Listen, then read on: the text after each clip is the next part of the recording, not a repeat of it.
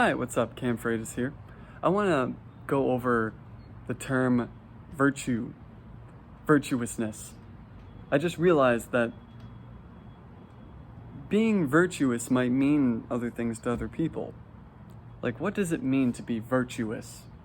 Because I fight with this in my own head somewhat, because I believe that to some people, to be virtuous would be to, for example, be successful in your job, right? Like you're being more successful by being virtuous in your job. And now, what is that job, right? And when I think of somebody being virtuous and making others happy is when they are able to do enough work where they make enough money to help supply the people that they want to supply the money to, for example, their family or their friends or whatever, or themselves, obviously. So when I think about people who make the most money, therefore being the most virtuous in that regard, would be salesmen. And I sort of have this strange wrestling match in my mind about being a salesman, because I know for a fact, almost for a fact, that usually when you are in sales, you're making the most money because you're selling product. You're being that guy who's able to sell something to somebody. But I don't want to sell things to sell things, you know?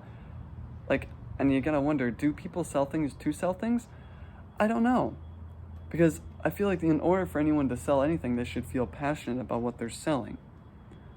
And how do you become passionate about what you sell? Well, that has a lot to do with your own life experience. So, personally, I know that I'll feel the most comfortable selling my own work, like my own music, my own performance, my own comic books, my own graphic novels, my own knowledge, my own opinions for things. Like, I'll feel the most comfortable being virtuous in selling that myself, my own created product, using the skills that I know that I possess,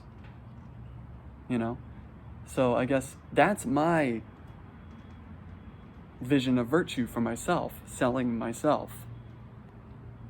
And if I become virtuous in other people's eyes, it would be me making money in any other way, because that's not me fulfilling what I believe is me being truly virtuous. So I fight with this. It's tough for me, because other people, might be easier for them to work for other people and help them become virtuous in order for themselves to become virtuous as well. Obviously, like that's what any job entails other than being an entrepreneur, So I guess I seek to become a part of something that I can feel passionate about as well. And what I feel passionate about is myself. So it's kind of like anyone who's willing to become passionate about themselves like I do, I'll be willing to help them out in the same regard that I wish I would be able to get the help that I want.